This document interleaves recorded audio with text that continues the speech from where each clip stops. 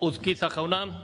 Jarraian, Araba Bizkaia eta Gipuzkoako sozialista abertzaleak taldearen ordezkaridan Permatx jaunak dauka hitza.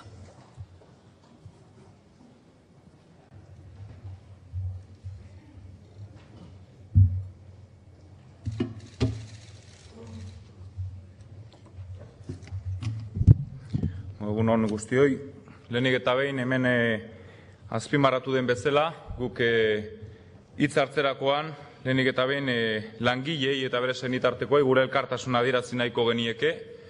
Elkartasuna ziur gaudelako momentu horretan bizi direla, atzoko gunean ikusi genituen imaginak eta horren inguruko borroka moldeak erabiltzen direnean erakusten duelako benetan egoera gogorra eta lazgarria bizi dutela, bai beraiek eta beraiek familia, eta beraz, azken egunetako gauza ez delako, baizik eta azken hamarkadetako gauza bat den neurrian, errealitate gordina den neurrian, elkartasun hori adierazi nahi diegu. Eta horrekin batera, ere, orain arte behintzat ez delako atera, atzokoan ere, gehiagora joan ez baldin bazan ere, horrelako borrokak eta horrelako protestak hurrengo egunetan areagotu daitezken neurrian, espero dugu hemen, ere, denok erakusten ari garen jarraren ildotik, hurrengo egunetan eman daitezken borroketan eta protestetan ertzaintzak ere erabiliko duen jarrera ere errespetuzkoa izango dela langileoien borrokarekiko.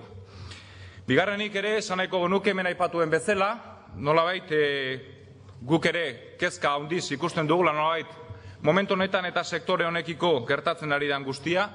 Hemen aipatu da ze motatako erabakiak hartu dituen Europar komunitateak azkeneko urtetan, ze motatako direktibak onartu ditu azkeneko urtetan pixkanaka sektoraren liberazioa burutzeko, ze motatako diru laguntzak kendu diran azkeneko urtetan, eta baita ere horrekin batera Europar komunitateak egin ez duenarekin batera aipatu da Asiako herrialdeetan dunpinaren ondorioz sektoren nabalaren barruan dauden ezberdintasunak.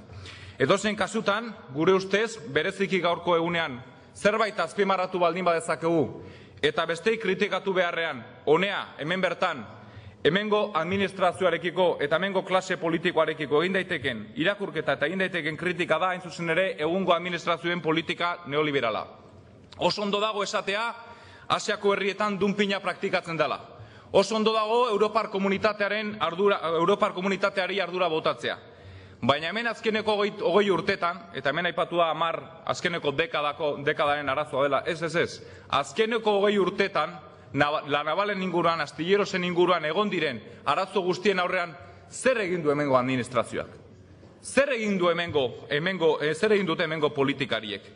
Zer egin dut gaur egun dagoen gobernua? Zer egin du bere garaian Partido Sozialista zegoen gobernuan? Hemen oso ondo dago beste kritika egitea. Baina ze motatako ardurak hartzen du. Partido Sozialistako ordezkaria hitzeiterakoan, badirudi Partido Sozialista 2000 urtean sartu dela Espainiako Kongresuan politika egitera. 2000 urtean ez dakit ze motatako proposamenak intzituztenean. Baina noraz izan la navalen eta astilleroen eta herri honetako sektore estrategikoen aurkako desindustrializazio prozesuarekin, privatizazioarekin, kaleratze prozesuekin. Gure ustez, egungo administrazioen politika neoliberala eta bere garaian ere Partido Sozialistak erabilitako politika neoliberalak ekarri gaitu eta eraman gaitu gaur egungo egoera horretara. Eta egoera da, hain zuzen ere, alde batetik hemen aipatuen bezala, eta Rafa Larreinak aipatuen bezala, hemen politika neoliberala aplikatzeaz gain badagoela oinarrizko arazo bat. Eta oinarrizko arazo da, kasu honetan ere bai, Madrilek eta Bruselak hartzen ditula erabakiak, eta Bruselasek hartzen dituenean herri honek ere ez daukala hitz egiteko aukerarik. Eta Madrilek hartzen ditu baitare kasu honetan neurriak eta erabakiak, eta azkeneko urtetan hitz egiten ari gara gai horren inguruan. Eta gu diogu, ez da transferentzien arazo bat, buru jabetza ekonomikoaren arazoa. Buru jabetza behar bezala beharrezkoa diren erabakiak hartzeko. Beharrezkoa den bezala Europan gure ahots propioa izateko eta lehen aipatu ditugun eta hemen kritikatu den Europar komunitatearen inguruko kritika guzti hori bideratzeko. Baina ez da transferentzien inguruko arazo bat, sakoneko askoz ere handiagoa den gauza bat baino. Baina horrekin batera ere aipatu nahi dugu, buru jabetza ekonomikoa eta industriala eskatzeaz gain, hori ere izango bagenu ere, lehen aipatuan bezala, hemengo klase politikoak eta hemengo arduradun politikoek ere daukaten politikarekiko ere baita ere izan behar dela edo izan beharko zenuketela askoz ere autokritikoagoa. Hemen aipatu da transferentzien arazo bat. Eta nik galdetzen dut, eta gai honen inguruan Gasteizko gobernuak transferentzia izango balu, zer egingo luke? Beste sektoretan egin duen bezala privatizazioa? Beste sektore eta enpresa publiko batzuetan egiten ari den bezala sektore ezberdinak privatizatzen jarraitzea? Hortarako esaten dugu burujabetza ekonomikoa behar dugula? Hortarako esaten ditugu transferentzia behar ditugula? Gero, sektore pribatuari eskaini behar baldin badiogu, sektore pribatu horrek egiten duen bezala eta markatzen duen bezala Asiako herriek eta Asiako soldatek markatu dezaten etorkizuna, kasu honetan lanabaren etorkizuna. Beraz, gure ustez, bi arazo funtsezko daude honen inguruan, burujabetza ekonomikoarena, herri honek kasu honetan benetan eraginkorki eragiteko beharrezkoa dituen tresnak eta neurriak posible eta behar dituela, eta bigarrenik ere ardura politikoarekin jokatzea eta politika neoliberaleak behingoz albo batera ustea. Zeren ez gara hitzeiten ari sektore txiki batetaz, sektore estrategiko batetaz, hitzeiten ari gara hemen aipatuen bezala, sektorea beraz gain beste sektore batzuk indirektoki ere erabat ikutzen dituena ez.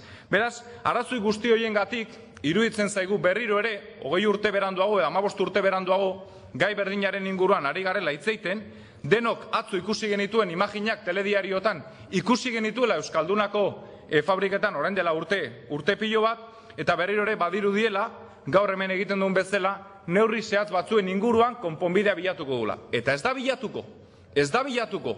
Eta hemen egin diren proposamenak, eta guk aldez aurretik esaten dugu proposamenak onartzeko prest gaudela, baiterik iruditzen zaigulako hain larria izanik egoera horrelako neurriak hartu behar dela, onartu egin behar delako, hartuko badira neurri horiek, eta horrela aterako balira ere, dauden arazo, funtsezko eta oinarrizko arazoak ez direla konponduko hemen planteatzen ari diren neurriekin. Eta beste motatako neurriak, sakoneko neurriak, burujabetzaren inguruan eta politika nivelaren inguruan. Eta bi gai horiek ikutzen ez diren neurrian, txapuzak eta partxeoak egongo gara, eta batek, Ezker Batuako kideak esan duen bezala, eta testualki gogoratu nahiko nioke, esango luke, Sepiren bilera es un intento más mediático que real.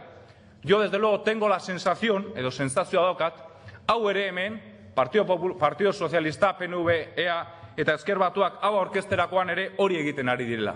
Ekimen bat, hain zuzen ere, kanpora begira oihartzuna izango duena, kanpora begira ardura politiko azken 20 urteotan gestionatzen egon diren gobernuak bere ardura politiko alde batera ustego eta kasu honetan Partido Popularraren teilatuaren gainean pelota jartzeko. Eta Partido Popularrak ardura oso handia dauka, ardera hori goiti bera kritikatu behar da azkeneko 8 urtetako gestioa hor dagoelako, baina uste dugu ere askoz ere zintzoago izan beharko nukela, eta onartu beharko nukela hemen transferentzietaz hitzeiten dugula, baina gero transferentzia daukagunean egiten duen politika oso bestelakoa dela. Beraz, eta bukatzeko, esan guk hemen martxan edo mailaren gainean jarri diren proposamenarekiko oroar gure adostasuna emango dugula, ez benetan pentsatzen dugulako nerri horien bitartez sakonean edo oinarrian dauden arazoei aurre egingo diogula, agian egoera oso larria bizi dutenen neurrian horrelako gauza batzuk, partxeo bat suposatu dezaketelako, baina beste mostatako eztabaida bat badago mailaren gainean eta espero dugu berriro ere beste 15 urte pasatu behar izatea horrelako eztabaida bat burtu behar izateko.